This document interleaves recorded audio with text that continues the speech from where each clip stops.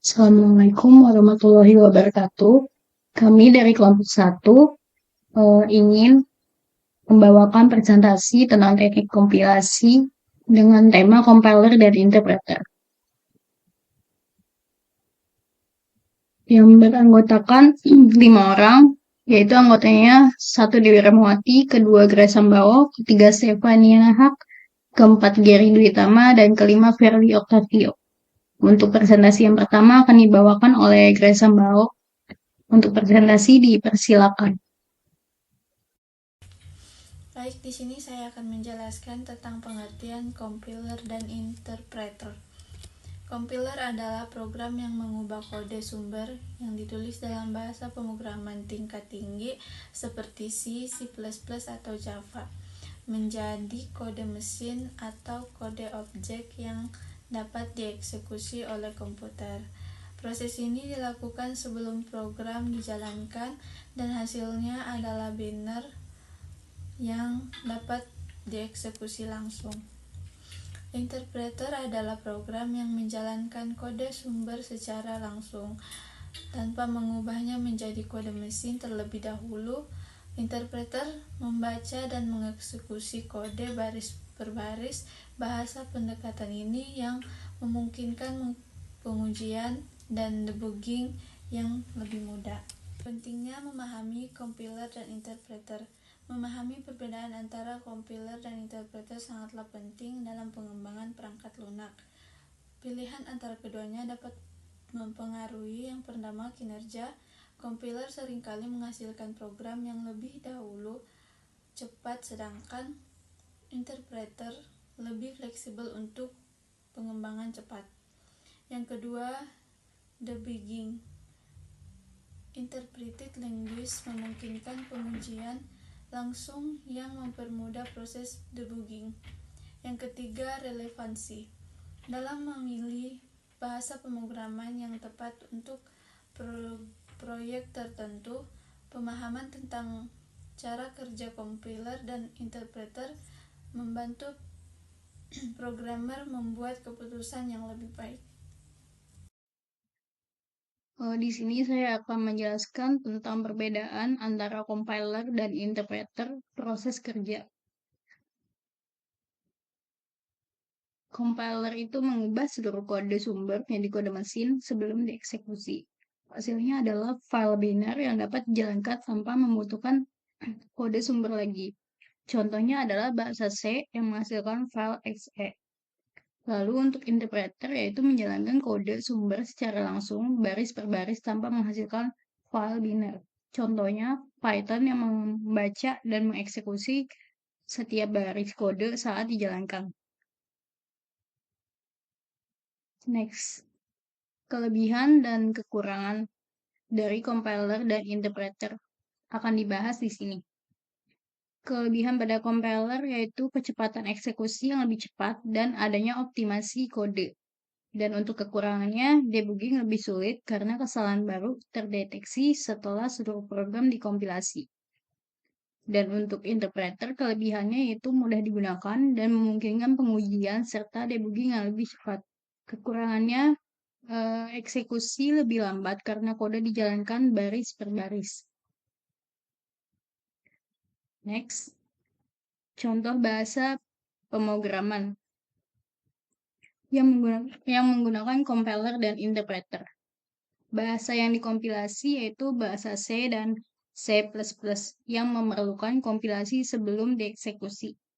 Lalu untuk bahasa yang diinterpretasi yaitu Python dan JavaScript yang dijalankan langsung oleh interpreter tanpa proses kompilasi sebelumnya. Presentasi selanjutnya akan dilanjutkan oleh teman saya yaitu Gary. Warahmatullahi wabarakatuh. Perkenalkan, nama saya Giri Dwi Tama. Di sini saya akan membahas tentang proses kompilasi dan proses interpretasi. Yang pertama, proses kompilasi.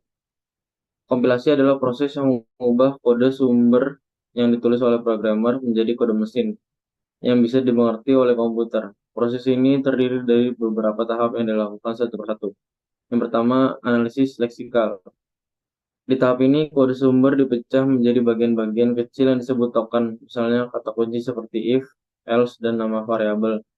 Token-token ini disimpan dalam struktur data yang disebut tabel simbol, seperti daftar yang menyimpan informasi tentang variabel dan fungsi. Yang kedua, analisis sintaks. Pada tahap ini, compiler memeriksa apakah urutan token sesuai dengan aturan sintaks bahasa pemrograman. Compiler membuat struktur yang disebut pohon sintaks untuk menggambarkan hubungan antar elemen dalam kode. Yang ketiga, analisis semantik. Di sini compiler memeriksa arti dari kode dan memastikan bahwa semuanya sesuai dengan aturan yang berlaku. Contohnya, compiler memastikan bahwa variabel sudah dideklarasikan sebelum digunakan dan bahwa tipe data yang digunakan adalah benar. Yang keempat, optimasi. Tahap ini bertujuan untuk membuat kode lebih efisien, baik dalam hal kecepatan maupun penggunaan memori. Misalnya, compiler dapat menghapus bagian kode yang tidak digunakan atau menyederhanakan instruksi. Yang kelima, generasi kode. Ini adalah tahap terakhir di mana compiler mengubah pohon sintaks yang telah diperiksa dan dioptimalkan menjadi kode mesin. Hasilnya adalah file yang siap dieksekusi oleh komputer. Yang selanjutnya yaitu proses interpretasi. Proses interpretasi adalah cara lain untuk menjalankan kode sumber, dan prosesnya berbeda dari kompilasi. Yang pertama, pembacaan kode. Interpreter membaca kode sumber langsung, baris demi baris, tanpa membuat representasi lengkap seperti pohon sintaks. Ini berarti interpreter memahami konteks setiap baris yang dibaca saat itu juga. Yang kedua, eksekusi langsung. Setelah membaca sebuah baris, interpreter segera menjalankan instruksi tersebut. Keuntungan dari proses ini adalah hasil bisa langsung terlihat, sehingga memudahkan pengujian dan debugging. Namun, karena harus membaca dan menjalankan baris satu persatu, proses ini bisa lebih lambat dibandingkan dengan program yang sudah dikompilasi. Kesimpulannya, secara singkat, kompilasi mengubah seluruh kode sumber menjadi kode mesin sebelum dijalankan, sedangkan interpretasi menjalankan kode sumber secara langsung tanpa mengubahnya terlebih dahulu. Masing-masing metode memiliki kelebihan dan kekurangan tergantung pada kebutuhan penggunaannya. Terima kasih. Bahasa yang dikompilasi ada C. Compiler C mengubah kode sumber menjadi file biner yang dapat dieksekusi sehingga menghasilkan program yang sangat cepat.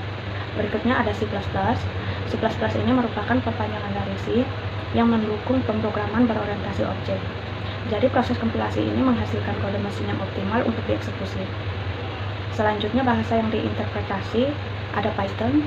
Interpreter Python mengeksekusi kode secara langsung sehingga memungkinkan pengembangan yang cepat dan fleksibel. Berikutnya ada JavaScript.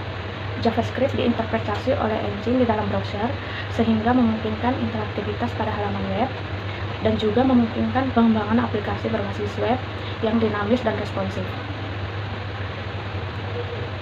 Ada juga bahasa yang menggunakan keduanya. Ada Java. Kode sumber Java dikompilasi menjadi bytecode oleh compiler Java. Bytecode ini kemudian dijalankan oleh Java Virtual Machine yang bertindak sebagai interpreter. Berikutnya ada C#. Kode C# dikompilasi menjadi intermediate language dan dieksekusi oleh command language runtime.